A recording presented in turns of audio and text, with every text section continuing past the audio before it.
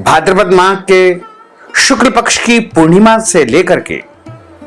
आश्विन यानी कुंवार माह के कृष्ण पक्ष की अमावस्या तक 16 दिन को 16 श्राद्ध पितृपक्ष कनागत के नाम से जाना जाता है। पितृपक्ष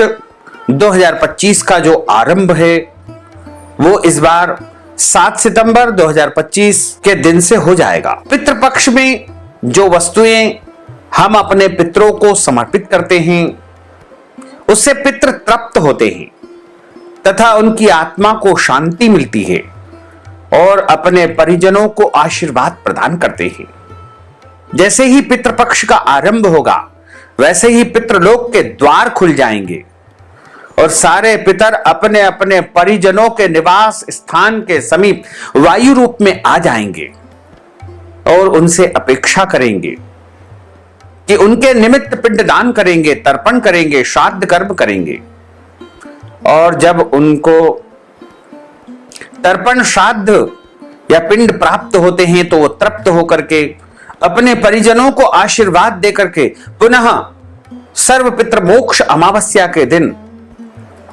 पितृलोक को प्रस्थान कर जाएंगे। लेकिन यदि किसी कारणवश उनके परिजन या उनके बेटे बेटियां पुत्र पुत्रियां उनके निमित्त तर्पण नहीं करते हैं, श्राद्ध नहीं करते हैं, तो वो नाराज होकर के, दुखी होकर के, कुपित होकर के और यहां तक कि अपने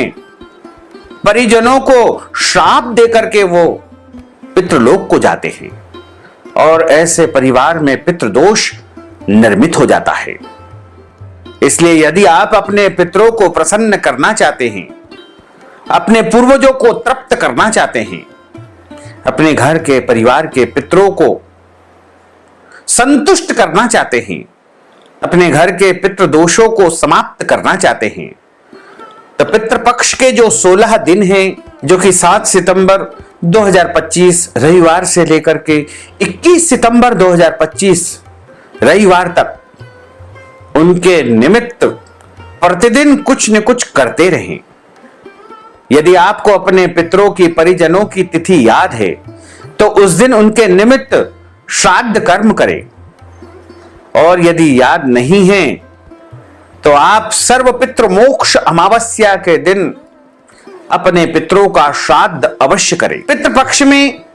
अपने पितरों को जलांजलि देना चाहिए। तिल, कुशा और जव के माध्यम से पितरों को जलांजलि प्रदान की जाती है तथा उनके निमित्त पिंड दान किए जाते हैं।